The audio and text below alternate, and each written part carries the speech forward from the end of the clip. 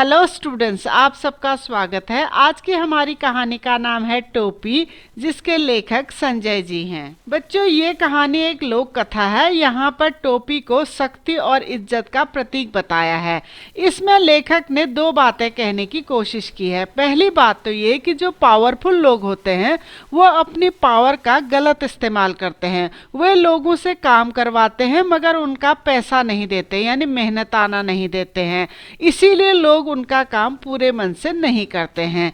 अगर लोगों को उनके काम के बदले पूरा पैसा दिया जाए तो लोग भी अपना काम ईमानदारी व सच्चाई के साथ करते हैं।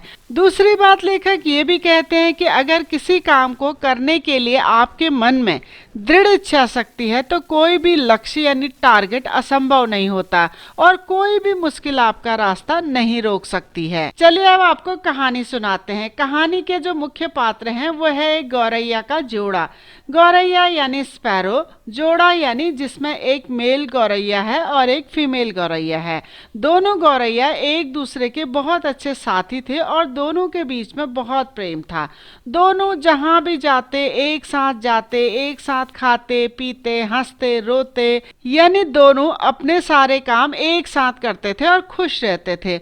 हुआ क्या कि एक बार जो फीमेल गौरैया थी उसने किसी इंसान को कपड़े पहने हुए देखा, तो उसने मेल गौरैया से कहा कि जो इंसान है वो कपड़े पहन के कितना सुंदर लगता है। लेकिन मेल गौरैया समझदार था। उसने फीमेल गौरैया को समझाते हुए कहा कि जो कपड़े होते हैं वो मनुष्य को सुंदर नहीं बनाते हैं बल्कि उसका वास्तविक सौंदर्य ढक देते हैं, और हमें तो वस्त्रों की वैसे भी कोई आवश्यकता नहीं है क्योंकि हम तो ऐसे ही सुंदर दिखते हैं। लेकिन जो फीमेल गौरैया थी उसको तो कपड़े पहनने का शौक चढ़ चुका था, इसीलिए वो मेल गौरैया को तर्क देते हुए कहती है कि मनुष्य केवल अपने आप को सुंदर दिखाने के लिए ही थोड़ी ना कपड़े पहनता है, बल्कि गर्मी सर्दी बरसात जैसे मौसमों की मार से खुद को बचाने के लिए भी मनुष्य कपड़े पहनता है। फीमेल गौरैया की इस बात पर मेल गौरैया फिर से उसे समझाते हुए कहता है कि असली टोपी तो आदमियों का राजा पहनता है।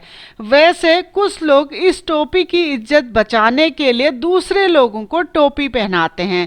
बच्चों, यहाँ पर टोपी पहनाना एक मुहावरा है जिसका अर्थ होता है बेवकूफ बनाना। यानी कुछ लोग अपनी झूठी शान को बचाए रखने के लिए या अपने स्वार्थ की पूर्ति करने के लिए दूसरे लोगों को बेवकूफ बनाते हैं। फीमेल गौरैया पर मेल गौरैया के समझाने का कोई असर नहीं हुआ क्योंकि उसे तो टोपी पहनने का शौक चढ़ चुका था और उसने अपने लिए एक सुंदर सी टोपी बनाने की भी ठान ली और इस दिशा में अपना प्रयास भी शुरू कर दिया था। अगले दिन सुबह सुबह रोज की तरह दोनों दाना चुगने एक कूड़े के ढेर के पास गए। दाना चुगते चुगते अचानक फीमेल गौरैया को रुई का एक फाहा यानी टुकड़ा मिल गया। रुई का टुकड़ा देखकर फीमेल गौरैया खुशी से कूड़े के ढेर पर लौटने लगी। बच्चों, अब यहीं से शुरू होता है छोटी सी गौरैया का उस रुई से खूबसूरत सी टोपी बनाने तक का सफर। सबसे पहले गौरैया उस रुई को धुनिया के पास ले जाती है। धुनिया कौन होता है? जो रुई की साफ सफाई कर उसको काटने लायक बनाता है, लेकिन धुनिया उसका काम मुफ्त में करने को मना कर देता है। लेकिन जब गौरैया उससे कहती है कि वो उस रुई में से आधी रुई उसे मेहनताने के रूप में दे देगी तो धुनिया उसकी रुई खुशी खुशी धुन देता है। फिर गौरैया उस धुनी हुई रुई का सूत काटने के लिए कोरी के पास जाती है और उसे भी आधा सूत मेहनताने के रूप में दे देती है। उसके बाद गौरैया सूत से कपड़ा बनाने के लिए बुनकर के पास पहुंचती है और बुनकर को भी कपड़े का आधा हिस्सा मेहनताने के रूप में देकर सूत से कपड़ा बनवा लेती है। कपड़ा बन जाने के बाद गौरैया उस कपड़े से टोपी बनाने के लिए दर्जी के पास पहुंचती है और दर्जी को भी मजदूरी के रूप में आधा कपड़ा देकर उससे टोपी बना लेती है। दर्जी खुशी खुशी उस कपड़े से गौरैया की टोपी तो बना ही देता है, साथ में उसमें ऊन के 5 सुंदर फूल भी लगा देता है। उस सुंदर सी टोपी को पहनकर जब फीमेल गौरैया मेल गौरैया के पास पहुंचती है तो मेल गौरैया को भी कहना पड़ता है कि तुम इस टोपी में बहुत सुंदर लग रही हो, बिल्कुल रानी जैसी। उस टोपी को पहनने के बाद गौरैया के मन में राजा से मिलने की इच्छा हुई और वह उस टोपी को पहनकर राजा के महल में पहुंच गई। उस समय राजा छत पर अपनी मालिश करवा रहा था। गौरैया ने राजा का मजाक उड़ाना शुरू कर दिया, जिससे राजा को क्रोध आ गया और उसने अपने सैनिकों को गौरैया को मारने का आदेश दे दिया। सैनिकों ने गौरैया को मारा तो नहीं, मगर उसकी टोपी छीन ली। राजा ने जब उसकी सुंदर टोपी देखी तो वह हैरान रह गया और उसने गौरैया से पूछा कि इतनी सुंदर टोपी तुम्हारी किसने बनाई। तब गौरैया ने राजा को बताया कि टोपी दर्जी ने बनाई है। तब राजा ने दर्जी को बुलवाया। दर्जी ने टोपी सुंदर बनने का कारण कपड़े का अच्छा होना बताया।